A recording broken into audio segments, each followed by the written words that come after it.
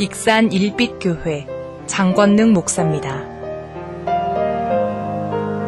익산 일빛교회 장권능 목사님 주일 낮 예배 말씀 예레미야 33장 1절에서 9절 최고의 무기는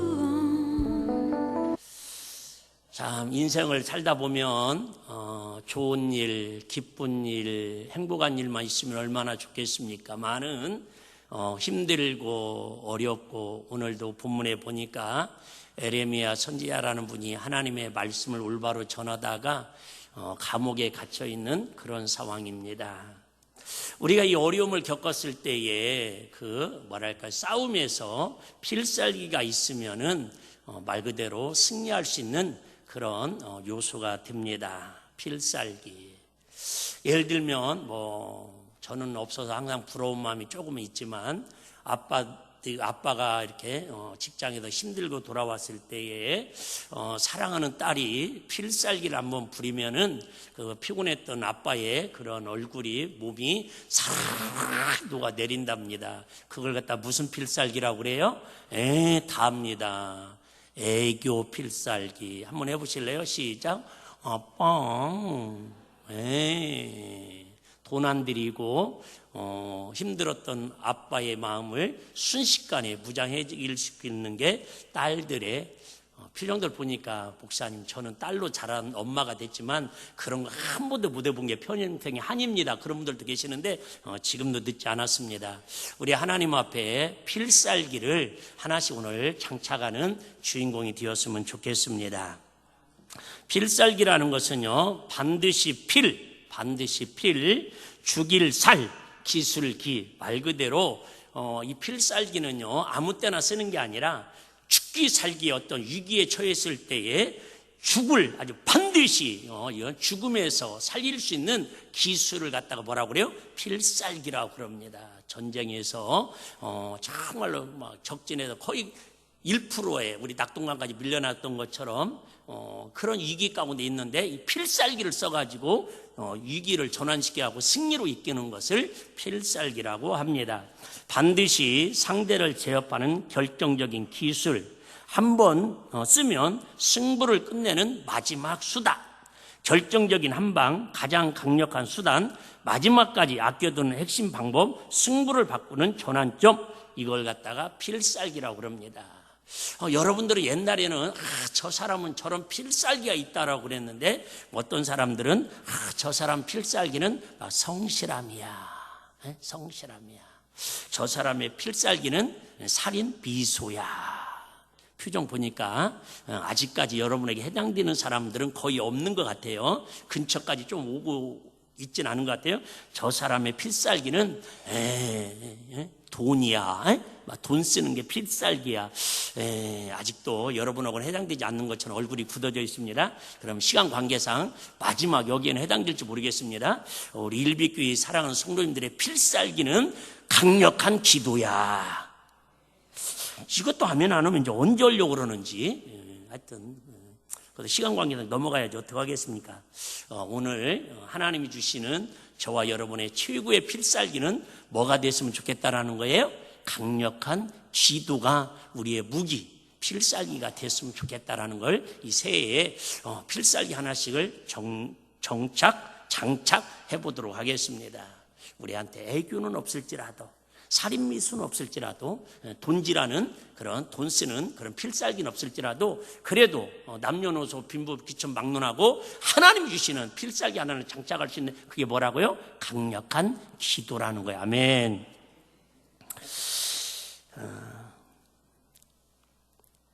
제가 내일 도장교회라고 시골교회 가서 저녁 하루 집회를 해야 하는데 첫날 가면 제가 어떤 말씀을 전하든 간에 한 5분 동안 오리엔테이션 하는데 그 5분 동안 길 때는 15분까지도 하는데 그게 뭐냐면 아멘 훈련입니다. 그 아멘 하지 않는 사람은 제가 이렇게 인사를 합니다. 낙하산과 얼굴이 펴지지 않으면 죽는 것처럼 아멘 하지 않으면 영혼이 돼집니다. 이렇게 시작하거든요. 그렇게 가서 강사로 가서 오리엔테이션 때 아멘 훈련을 하는데 우리 교인들은 그분들이 볼 때 어떻게 생각하고 있어요? 목사님이 말씀만 하면 아멘 아멘 잘한다고 생각을 하지 않겠어요? 할렐루야. 예. 그래, 우리 일빛교회는 필살기가 일단 아멘 합시다. 예. 필살기가 뭐가 되자고요? 예. 아멘은요. 예. 아멘. 암만 그렇고 말고 그게 믿습니다. 이게 치유교회 필살기는 뭐라고요? 아멘. 네. 우리 일빛교회 필살기는 오늘부터 뭘로 가자고요? 예. 기도보다는 아멘이 좀 쉽네 그나마. 예. 그래도 오늘 어쨌든 기도에 대한 필살기를 일단 장착을 해야 합니다. 자, 에레미야 선지자는 남유다가 바벨론에 의해 처참하게 멸망당할 때까지 50년 동안을 이렇게 선교사로 선지자로 활동을 합니다. 50년. 참 오랜 세월이죠. 북왕국 이스라엘과 남왕국 유다가 똑같이 이방 나라에 처참하게 멸망을 당합니다. 그 이유는 간단합니다. 하나님의 복으로 살아야 할 나라가 하나님 말씀 앞에 순종하고 하나님 말씀 앞에 아멘해야 할 민족들이 하나님보다는 우상을 숭배하고 하나님 말씀을 배신하고 세상에 우상의 제물을 먹고 마시고 죄짐이니까 하나님께서 진노하는 대가로 멸망합니다. 특히요 우리가 알고 있는 히스기야 아들 므낫세는요 심지어 바알과 아세라 신상을 성전 안에서 세웁니다. 세상에 막 불상을 쉽게 말하면 교회 안으로 갖고 들어온 거예요. 지금으로 말하면. 그리고 자기 아들을 죽여가지고요 우상에게 제물을 바치는 사악한 우상 숭배에 빠집니다. 뭐 하는데도 불구하고 기독교 나라임에도 불구하고 우리로 말하면 성경에 손 얹고 왕이 됐음에도 불구하고 그 아들이 타락해가지고 이렇게 막 나가더라 그 말입니다. 여러분 정말 예수님의 은혜가 있던 사람들이 믿음이 타락하고 하나님 말씀이 떠나가면요 이렇게 악해질 수 있다는 걸 시대적으로 좀 보여주고 있습니다. 많은 하나님께서 사랑하는 선지자들을 통해 가지고 회개를 촉구했지만 오히려 옳은 말하고 회개하라는 선지자들을 잡아 죽입니다. 오늘 본문에서도 에레미야를 거짓 선지자로 매도하고 가두어둔 상황에 하나님의 말씀이 임합니다. 본문의 핵심은 에레미야 선지자에게 뭐 하라는 거예요? 3절에 우리가 아는 것처럼 부르짖어 기도하라는 거예요.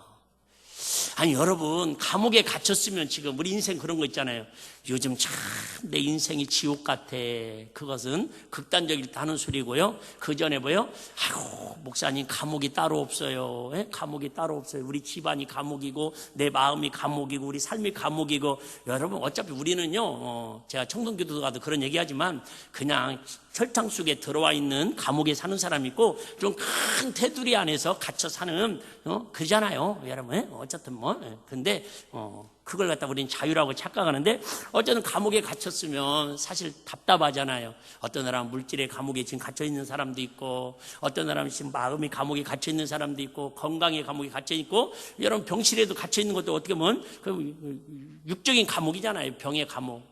근데 에레미야는요 그럼 내가 뭘 잘못해서 갇힌 게 아니라 하나님의 말씀을 말씀대로 전하다가 감옥에 갇혔는데 왕궁 감옥에 갇혔습니다. 그럼에도 불구하고 하나님께서 예레미야 선지자에게 선지자야 억울하지 조금만 기다려 너를 감옥에 가둔 사람들을 내가 밤에 다리몽새를 확 분질러 가지고 응급실에 실려 버려버릴게 이러지 아니하시고 하나님께서 음성이 들려오는데 그번도 2번씩이나 반복해서 똑같은 말씀을 하십니다. 야 일을 이루는 게 누구라고요? 하나님이야. 너 감옥에 가서 억울해? 그 일을 이루시는 분도 누구라는 거예요? 하나님이라는 거예요. 너 요즘 아프고 힘드냐? 물질 때문에 어렵냐? 자식이 속썩이냐? 그래 물론 이 마음은 알겠지만 그 모든 일을 이루시는 분이 누구라고요? 하나님이시라는 거예요. 또 그 일을 이루시고 또 성취하시고 열매 맺게 하시고 쉽게 말하면 전화유보를 시켜주시고 좋게 하시는 분도 누구라는 거예요? 하나님을 한마디로 말하면 생사화복을 주관하시는 분이 누구라는 거예요? 하나님이시라는 거예요. 근데 그 하나님께서 이 감옥에서 뭐라고 하냐면 차라리 감옥에서 묵상기도 하라고 하면 이해하겠다 그 말입니다. 골방기도 하라면 이해하겠다 그 말입니다. 바울과 신라처럼 찬송하라면 이해하겠다 그 말입니다. 괴로울 때 주님의 얼굴 보라 뭐 그러든가 왜 나만 겪는 고난이냐고 하나님을 향해서 뭐 하여튼 그런 찬양할 수 있는데 대뜸 하시는 말씀이 너는 내게 뭐 하라는 거예요? 부르짖으라는 거예요. 너는 내게 부르짖으라는 거예요. 여러분 그냥 속으로 기도하는 것도 쉽지 않는데 그냥 여러분 기도하는 것도 쉽지 않은데 부르짖어 기도한다라는 말은 말 그대로 간절히 기도한다는 뜻이 간절히. 자 간절히는 뭐라는 거죠? 간이 저리도록. 주여 간이 저린 것 같아 안 저린 것 같아요. 예, 여러분이 알겠죠? 예. 고르는 은사는 있으니까 한번 잘 골라보시봐요. 제가 컨디션이 그래도 지난주보다는 많이 살아났으니까 한번 해보는 거예요. 주여! 이 정도면 간이 저린 것 같아요? 권사님이 아주 오늘 판정단으로 정확하게 지금 판정하고 있습니다. 아유, 목사님 그 정도 갖고는 지금 겉절이 정도는 되는데 절여지진 않았다라는 거예요. 주여! 이 정도는요, 조금 마음에 드는데 약간 부족하다라는 거예요. 그러면 이제 목사님이 이 정도 몸이 안 좋은 상태에 됐으니까 여러분들이 한번 간절히를 딱 한 번만 그냥 세고 굳게 한번 갑시다. 시작!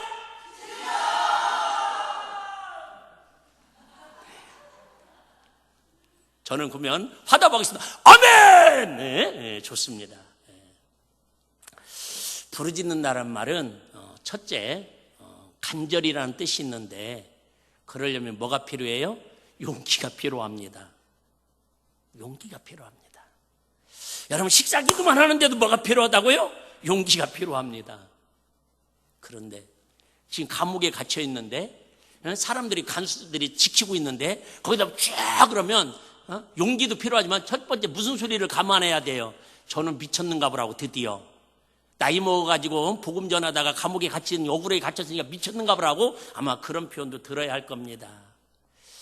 그런데 부르짖어 기도한다라는 말은 이 모든 걸 다 합친 것보다도 어떤 때가냐면 더 절박해야 할 수 있는 게 부르짖는 기도다 그 말입니다.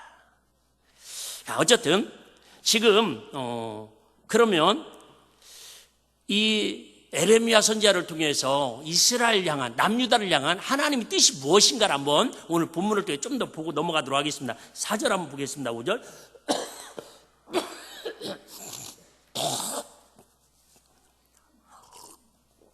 자, 이스라엘의 하나님 여호와가 말하노라. 무리가 이 성읍의 가옥과 유다 왕궁을 헐어서 갈대아인의 흉벽과 칼을 막아 싸우려 하였으나 내가 나의 노와 분함으로 그들을 죽이고 그 시체로 이 성에 채우게 하였나니 이는 그들의 모든 악을 인하여 나의 얼굴을 가려 이 성을 돌아보지 아니하였습니다. 자, 무슨 얘기냐면 지금 남유다가 힘을 합쳐가지고 쥐짓는 건 쥐짓는 거지만 하나님의 그냥 우상숭배한 거지만 그래도 전쟁이 일어나니까 우리가 힘을 합쳐가지고 싸워도 이기려고 했다라는 거예요. 근데 하나님께서 그럼 도와줘야 돼 안 도와줘야 아무리 미워도 80대 안에 9번에 도와줘야 하는데 하나님께서 도와주지 아니하고 심지어 그들의 자녀들과 그거 성에 있는 모든 사람들을 시체를 성에다가 쌓아놓겠다라는 거예요. 자, 좀 더 볼게요. 하나님이 지금 이 시대에 교회가 덕이 안 되네, 여러분, 은혜가 안 되네. 여러분, 그 당시에 비하면 지금은요, 진짜 은혜가 넘치는 시대예요. 일단 오늘 본문만, 자, 볼게요. 에레미야 5장 1절에 3절입니다. 자, 에레미야 5장 1절 시작. 내가 할게. 너희는 예루살렘 거리로 빨리 왕래하며 그 넓은 거리에서 찾아보고 알라. 너희가 만일 공의를 행하며 진리를 구하는 자를 몇 사람이라도 한 사람이라도 찾으면 내가 이 성을 뭐예요? 심판하지 않고 멸망시키지 않고 용서해 주겠다라는 거예요. 물론 숫자적인 한 사람도 있지만은 왜 아브라함 때는 소돔과 고모라가 열이 의인이 없어 망했다고 그랬잖아요. 그런데 그때보다 더 얼마나 지금 이 남유다가 멸망 직전에 에레미야 선지자가 활동할 때가 지금 얼마나 악이 극이 받쳤으면은 진리로 사는 사람이, 믿음으로 사는 사람이 한 사람을 구할 수가 없다라는 거예요. 여러분, 지금은 여러분이 한 사람 있잖아요. 할렐루야. 물론, 이건 비유에 비울 수도 있습니다. 그만큼 심각하다는 걸 얘기를 할 수 있겠지만은, 어쨌든 상황이 지금 이런 상황입니다. 2절입니다. 그들이 여호와의 사심으로 맹세할지라도 실상은 거짓 맹세니라. 여러분, 그러니까 말로는 하나님이 사랑한다고 말로는 말씀을 전해도 다 거짓 선지자들이라는 거예요. 지금 속지 말으라는 거예요. 대놓고 지금 누가 하는 얘기라고요? 하나님이 지금 에레미야 선지자를 통해서 하시는 얘기예요. 자, 여호와여 주의 눈이 성실을 돌아보지 아니하시나이까 주께서 그들을 치셨을지라도 그들이 아픈 줄을 알지 못하며 이게 문제예요, 여러분. 그걸 영적 문둥병이라고 하는데 그래도 여러분 우리가 영적으로 아프고 육적으로 아프면은 뭐라 해요? 처방이라도 받고 진단이라도 받고 치료책으로 찾는데 영적으로 무뎌지니까요 이제 감각이 없다 그 말입니다. 그들을 거의 멸하셨을지라도 그들이 징계를 받지 아니하고 그 얼굴을 반석보다 굳게 하여 돌아오기를 마음으로 싫어함으로. 얼굴들이 바위보다 더 굵어가지고요 아무리 하나님 말씀을 비바람 몰아치 내리쳐도요 전혀 감각이 없다라는 거예요. 자, 좀 더 볼게요. 에레미야 7장 16절에 18절. 자, 에레미야 7장 16절입니다. 그런즉 너는 이 백성을 위하여 뭐 하지 말라? 하나님이 얼마나 지금 속이 상했으면 야 너무 악한 지금 남유다 너희들은 하나님이 택한 민족임에도 불구하고 그들을 위해서는 뭐예요? 여러분 하나님 제일 기뻐하는 것 중에 하나가 뭐 하는 거예요? 기도하는 거잖아요. 하나님과 대화하는 거. 영적 호흡. 그런데 하나님이 성경 역사에 기도하지 말라는 거. 얼마나 마음 아팠으면. 야, 그런즉 너는 이 백성을 위하여 기도도 하지 말라. 그들을 위하여 부르짖어 구하지도 말라. 내게 간구하지도 말라. 내가 너를 듣지 뭐요? 아니하리라. 기도할 필요도 없다라는 거예요. 여러분, 진짜 기도하지 말라는 걸까요? 그만큼 지금 시대가 악해졌다라는 거 이해되죠? 자, 17절. 너는 그들이 유다 성읍들과 예루살렘 거리에 행하는 일을 보지 못하느냐? 자식들은 나무를 줍고 아비들은 불을 피우며 부녀들은 가루를 반죽하여 하늘 향후를 위하여 과자를 만들며 그들이 또 다른 신들에게 전제를 부음으로 나의 도를 보여 격동하였느니라. 지금 이 시대가 이처럼 시간은 완전히 거지 행석을 산다 그 말이에요. 그런데도 그렇게 죽어가면서도 누구에게 돌아오지 않고 하나님께 돌아오지 않고 하나님께 부르짖어 기도하지 않고 그럼에도 불구하고 뭐를 시켜놓으면 세상 신을 더 섬기고 하나님의 사랑을 위면하고 살아간다. 지금 그 얘기를 하고 있다 그 말입니다. 좀 더 볼게요. 자, 예레미야 29장 7절에서 13절인데 오늘 말씀을 좀 어렵지만 좀 읽어보고 정리할게요. 너희는 내가 사로잡혀 가게 한 그 성읍에 평안하기를 힘쓰고 위하여 여호와께 기도하라. 이는 그 성이 평안함으로 너희도 평안할 것임이니라. 만군의 여호와 이스라엘 하나님이 이같이 말하노라.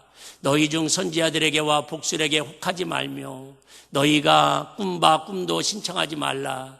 내가 그들을 보내지 아니하였어도 그들이 내 이름으로 거짓을 예언함이니라. 여호와의 말이니라. 나 여호와가 이같이 말하노라. 여기 중요합니다. 바벨론에서 70년이 차면 내가 너희를 권고하고 나의 선한 말을 너희에게 실행하여 너희를 이곳으로 돌아오게 하리라. 나 여호와가 말하노라. 너희를 향한 나의 생각은 시작.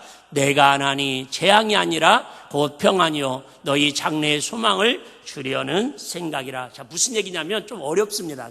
지금 현실은 하나님이 너무 속상해가지고 왜 이렇게 회개하고 돌아오라고 해도 얼굴이 철판 깔고 뒤집는 일에 아주 막 잠겨 있으니까는 하나님이 어쨌든 다 멸망시켜갖고 포로로 70년 동안 사로잡혀가고 나라가 망하고 성전이 무너지고 다 시켜는 하여튼 엉망진창이 될 거라는 거예요. 그런데 하나님 포기하느냐? 그게 아니라 결국은 그런 과정을 통해서 끝까지 하나님의 필살기로 부르짖어 기도하고 하나님 은혜를 사모하는 남은 자의 신앙을 통해서 다시 하나님의 생각은 너희를 향한 뭐예요? 재앙이 아니라 평안이고 장래에 너희에게 뭘 주려 합니다? 소망을 주려 합니다. 이게 이제 아까 우리 본문에는 6절의 9절 말씀인데 그 부분에 좀 더 결론적으로 말씀을 드리도록 하겠습니다. 다시 얘기하겠습니다. 여러분, 왜 하나님이 이처럼 예레미야 선지자를 지금 감옥에 갇혀 있는 상황에서도 부르짖어 기도하라고 하실까?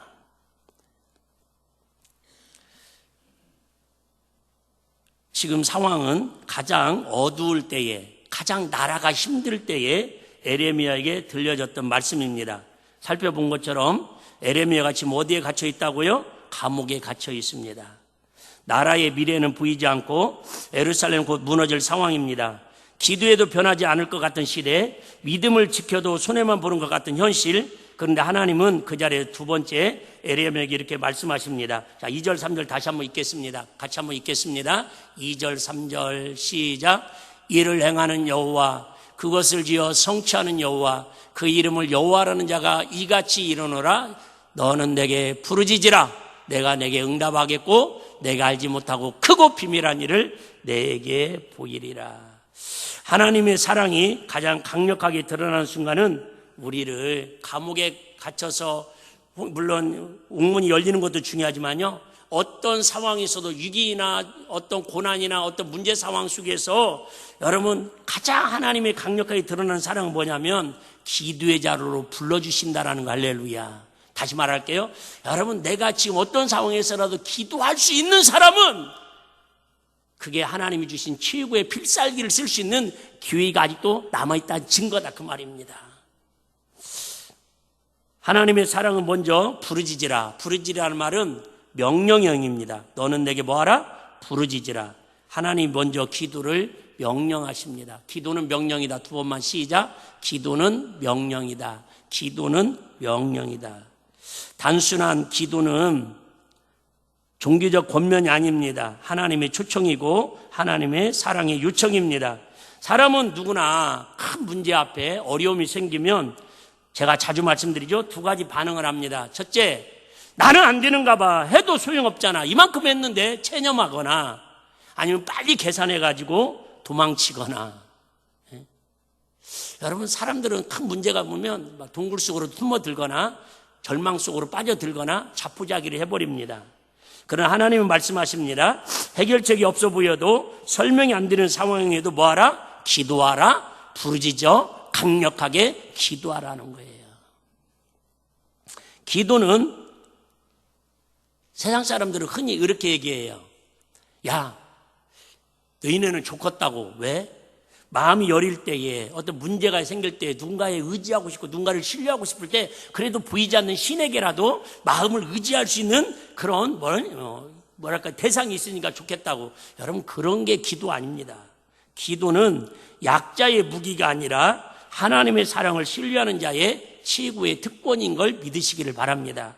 약자의 무기가 아니라는 거예요. 내가 지금 상황에도 지니까, 내가 지금 이런 상황에도 내가 이길 수 있는 상황이 안 되니까 패배할 수밖에 없으니까 필살기처럼 하나님이 약자에게 주는 무기가 아니라 하나님의 사랑을 벌려 신뢰하는 자에게 주는 최고의 특권이라는 거예요. 할렐루야.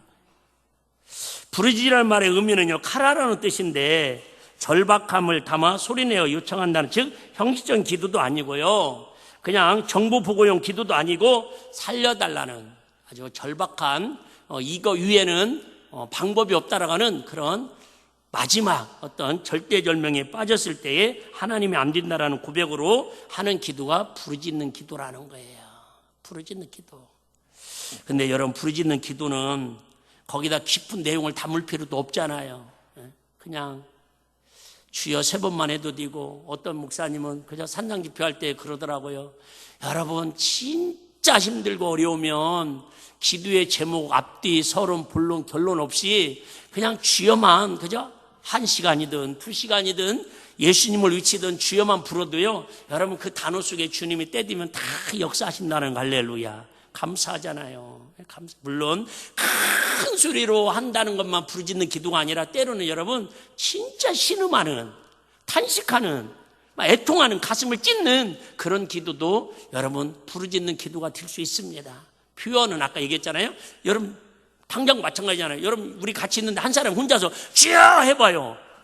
해놓고도만 이런 뭐랄까요? 용기가 필요하다. 용기가 필요하다는 말은 그만큼 내 기도를, 내 상황을 지금 당신이 나를 망신주고 당신이 나를 조롱하고 당신이 나를 창피한 여기는 것보다도 내 처지 상황이 지금 더 뭐예요? 절박하다라는 그런 긴박감이 있을 때에 사람 눈치 보지 않고 부르짖어 기도할 수 있다, 그 말입니다. 흔히 그잖아요, 여러분. 사람이 물에 빠졌는데 체면 보면서 아이고 내가 이렇게 사람 살려주세요 그러면 아이고 점잖은 양반이 넥타이 메고 왜 소리 지를까? 여러분 그런 체면 생각하냐, 그 말이죠. 아직도 부르짖어 기도하지 않는다라는 것은 아직도 지금 내 의지, 내 방법으로 내가 이 상황을 헤쳐나가려고 내 필살기로 뭔가를 이기려고 하니까 부르짖는 기도가 덜 딘다라고 지금 우리는 성경은 이야기하고 있다, 그 말입니다. 부르짖는 기도에는 반드시 뭐가 있다고요? 응답이 있다라는 거예요. 물론 다른 기도에도 응답이 있지만 특별히 여러분 부르짖는 기도에는 우리 아시는 것처럼 내가 알지 못하는 크고 비밀한 일을 뭐예요? 보일이라. 이거 설명하려면 좀 길은데요. 어쨌든 큰 일이라는, 큰 일, 위대한 일. 그럼 여러분 우리가 생각하는, 우리는 1단계는 그냥 기도원마다 교회마다 이런 표현 많이 붙잖아요. 넌 내게 부르짖으라. 근데 우리는 머릿속에 그런 생각합니다. 그래, 이번에 자식이 취직을 해야 하는데 부르짖어 기도해서 좋은 직장 가게 해야지.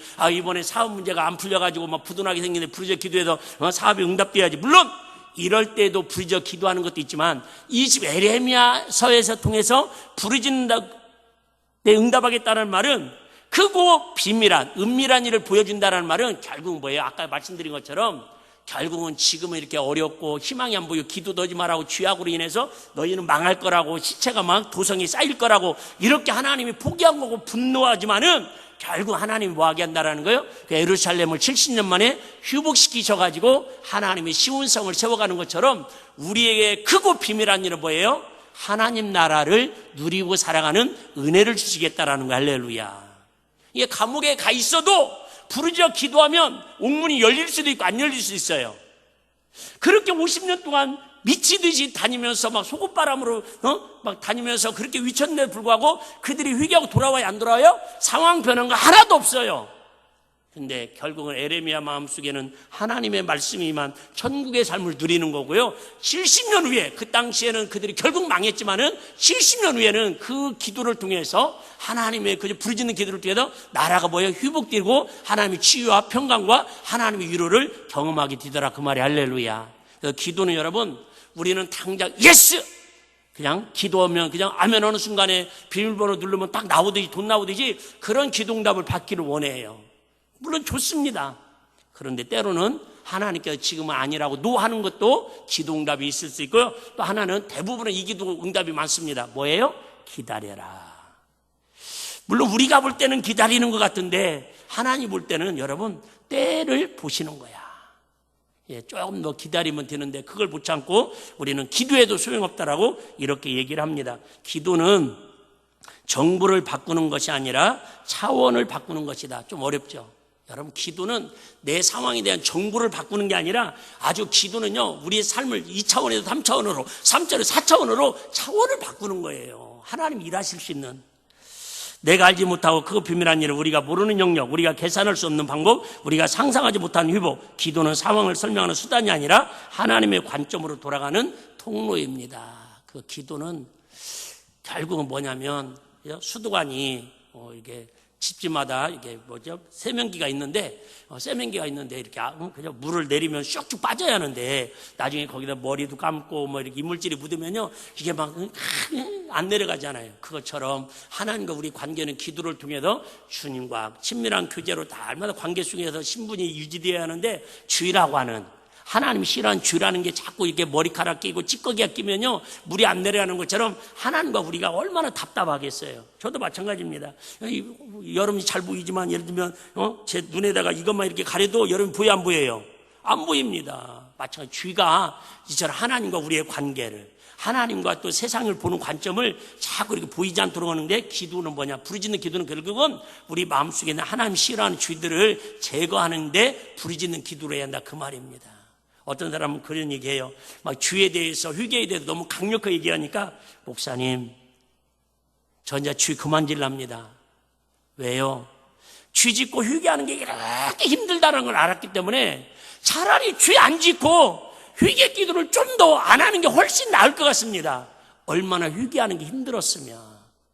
근데 죄송해요. 저부터 시작해서 우리 대한민국은요 주 짓고 회개하는 걸 그냥 너무 밥 먹듯이 쉽게 생각하니까 기도에 대해서 그런 애절한 피 흘리는 전투를 하려고 하지 않는 거예요. 히브리서 말씀했잖아요. 너는 피 흘리기까지 뭐예요? 주에 대해서 싸우라고. 여러분, 죄가 우리 하나님과 관계를 다 그저 막는다 그 말입니다. 자, 그러면 하나님의 사랑은 그 무너진 것을 뭐 하는 거냐? 회복시키는 겁니다. 자, 6절 한번 보겠습니다. 6절. 자, 지금부터 중요합니다. 자, 6절. 그러나 보라 내가 이성을 치료하며. 그렇잖아요, 여러분. 근데 지금 당장 치료해줘야 안 해줘요? 안 해준다고요. 몇 년 후에? 70년 후에. 아이고, 목사님, 그 당시 살았던 사람은 다 죽었는데 당연하지. 죄 짓고 하나님 앞에 패역했으니까 우상 숭배하고. 그런데 포로로 끌려가지고 낮아지고 회개하고 하나님 잘못했어요. 죄는 누가 짓고? 부모 세대가 짓고 회개는 누가 하고? 다음 세대들이 하고 왜 살으려니까. 그러니까 하나님께서 스룹바벨을 통해서 특별한 은혜를 통해서 결국 회복의 은혜를 주시더라 그 말입니다. 자, 보러나 보라 내가 이성을 치료하며 고쳐낫게 하고 평강과 성실함의 풍성함을 그들에게 뭐 할 것이며 나타낼 것이며. 여러분, 대한민국이 아무리 힘들고 한쪽으로 기울어지더라도 여러분 너무 걱정할 것 없습니다. 왜?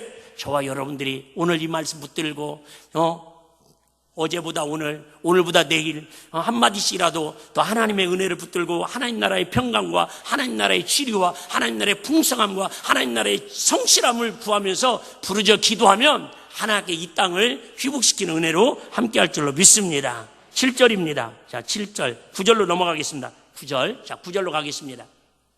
이 성읍이 세계 열방 앞에서 내게 뭐가 되고요?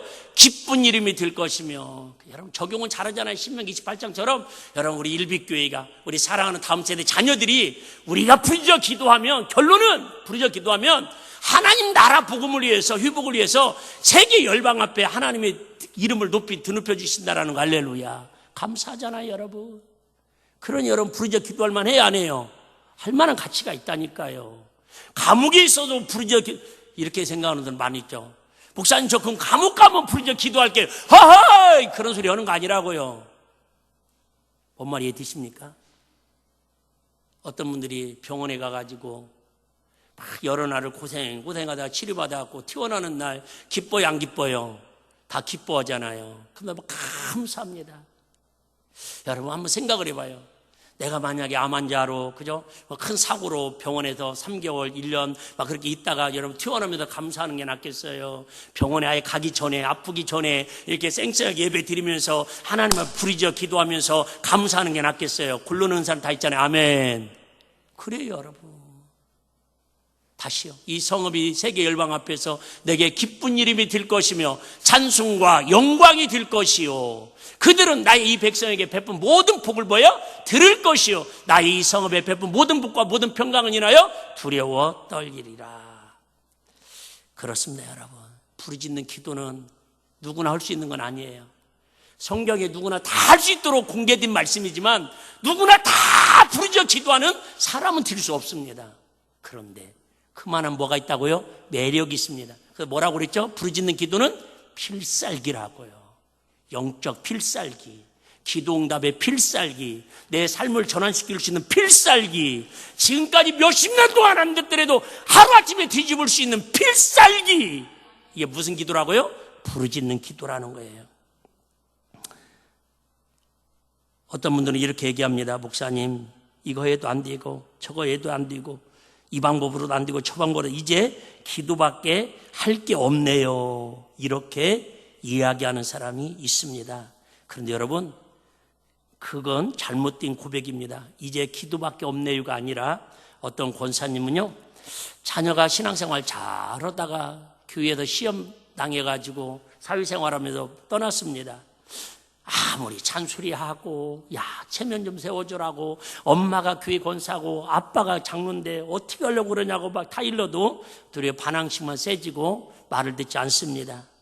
그럼 어느 날부터 하나님 앞에 기도하는 가운데 그래 내가 우리 자녀한테 입을 다물겠다고 잔소리를 하지 아니하고 매일 밤 그 대신 이름을 불러가며 부르짖어 눈물로 기도합니다.